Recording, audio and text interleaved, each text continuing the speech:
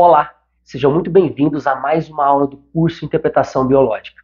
Meu objetivo aqui é ajudar você, terapeuta, a se tornar um terapeuta águia, gerar resultado para seus clientes, para seus pacientes logo no primeiro atendimento. Logo no primeiro atendimento você consegue ser assertivo, você consegue ter um olhar de águia, ou seja, você consegue ter um olhar muito profundo, enxergando a raiz, a causa primária, enxergando da onde que vem todos aqueles sintomas físicos ou comportamentais.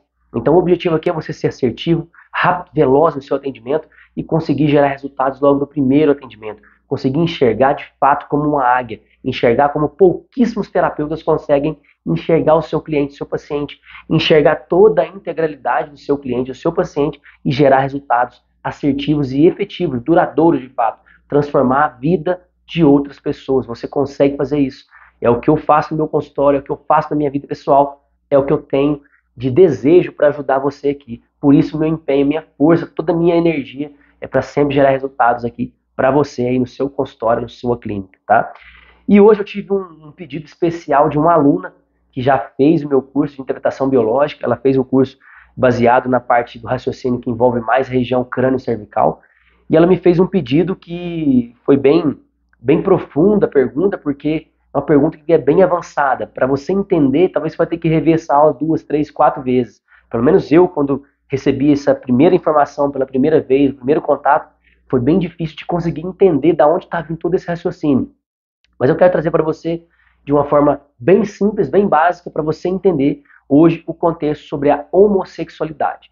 Será que a homossexualidade ela é uma opção sexual? Será que ela é biológica? Será que são programas biológicos? Será que é influenciada pelo meio? O que faz a pessoa se tornar homossexual? E para a gente entender isso, eu quero começar trazendo para você aqui sobre a região do córtex cerebral que respondem aos hormônios. Então, para isso, a gente vai estudar sobre o córtex temporal, tá? Então, nessa imagem, o que a gente consegue ver? Do hemisfério direito aqui, nós vamos ter um hemisfério que é dito masculino. O que seria masculino? Ele é regido por uma energia mais masculina. É influenciado, ele recebe seus estímulos através da testosterona. E quando ele está bloqueado, fechado, ele faz com que a pessoa ou o animal se torne um pouco mais deprimido. Ok. O hemisfério esquerdo já é um hemisfério dito feminino, ou seja, ele é regido por uma energia feminina. Automaticamente, os hormônios que estão influenciados aqui são os hormônios femininos, no caso, principalmente o estrógeno. E também, quando a pessoa está bloqueada nessa região, fechada nessa região, ela vai apresentar os quadros clínicos de manias. Então, ela vai ter o que nós chamamos de manias, ok? Beleza. Com essa informação, o que a gente já consegue entender? A gente consegue entender que existe o hemisfério direito e o hemisfério esquerdo a nível cerebral, e dentro desse hemisfério direito e esquerdo, a gente está falando principalmente da parte do córtex temporal, essa região lateral aqui. Então a gente tem um lobo temporal, então tem esse córtex temporal. E são nessas regiões que o Dr. Hammer, quando fazia as tomografias computadorizadas, e a pessoa tinha, por exemplo, quadro clínico de depressão ou algum outro órgão ativo, que a gente vai entender um pouquinho aqui nessa aula, ele via que existiam focos de Hammer nessa região. Existiam ali anéis concêntricos nessa região. Então ele começou a mapear tudo isso e via que, por exemplo, uma pessoa que tinha depressão, ela tinha um peso maior, tinha anéis concêntricos do lado que tinha a ver com a depressão. No caso aqui, o córtex temporal direito. Então o córtex temporal direito, ele está relacionado à depressão. Quais áreas, Denison? A gente vai ter essa área 2, que é a parte da musculatura lisa dos brônquios, a área 4, que é a mucosa bronquial, que é a parte pulmonar. A gente vai ter a área 6, que são as artérias coronárias, principalmente. Tem outras regiões, como por exemplo, a parte masculina, que envolve a sexualidade, que seria ali a sensibilidade da glândula, do pênis, né? A sensibilidade do clitóris, no caso da mulher. Tá? Então não é só o homem ali. O clitóris é como se ele fosse uma extensão do pênis. Tá? Então a mulher não desenvolveu o pênis, ela desenvolveu o clitóris. Então ele é regido por essa área 6 aqui, ok? Aqui também é o centro de controle da bradicardia. Então as pessoas que têm ali o batimento sempre mais baixinho, mesmo fazendo atividade física, sempre está ali 50 batimentos, 55, e nem são atletas, né? Então ela pode ter uma alteração nessa região.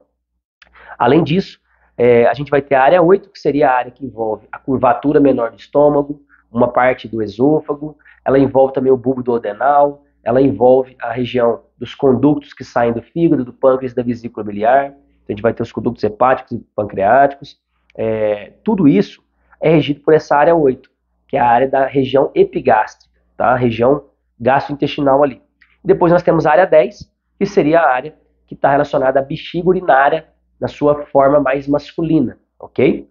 Então aqui o objetivo dessa aula não é ficar falando sobre os conflitos, é para mostrar essas áreas para vocês, para você entender. Eu falei um pouquinho sobre já alguns conflitos nas aulas anteriores, espero que você tenha gostado, e qualquer dúvida que tiver, já coloca aqui nos comentários abaixo.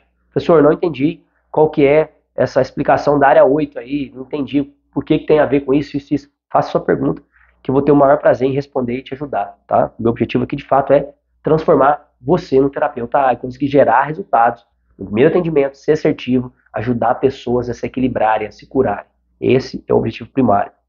Quando a gente vai para o córtex do lado esquerdo ali, que seria o hemisfério esquerdo, que é o dito feminino, regido pela energia feminina, ele vai ter ali a área 1, que está relacionado à musculatura lisa da laringe. Depois nós vamos ter a área 3, que é a mucosa da laringe das cordas vocais. Depois nós vamos ter a área 5, que são as veias coronárias, o colo uterino. A gente vai ter regiões, por exemplo, da mucosa vaginal. A gente vai ter outras regiões, que é o centro de controle da taquicardia. Então a pessoa vai sempre ter um batimento cardíaco mais acelerado. Já atendi vários pacientes que relaxados estão sempre ali com 100 batimentos, 105, 110, principalmente mulheres. A gente vai entender por que isso tem relação com o quadro clínico, pode ter relação com o quadro clínico que envolve aí esse diagnóstico de homossexualidade, né? A pessoa teria ali uma opção sexual, a gente vai entender isso aí. Isso aqui, lembrando mais uma vez, tá? Eu estou analisando a nível biológico, ok? Não estou analisando a nível de psicológico, a nível mental, a nível comportamental, nesse ponto social, não. Estou analisando puramente biológico. Um animal na natureza, ele pode se tornar homossexual, tá? Ter relações com um macho tem relação com outro macho, uma fêmea com outra fêmea, por aí vai. Normalmente é um macho com outro macho, ok? Beleza, então nós temos a área 7, depois a área 7 é a mucosa do reto, que é o final ali da parte intestinal, e depois nós vamos ter a região 9, que é a região da bexiga urinária na sua versão feminina. A gente vai entender tudo isso.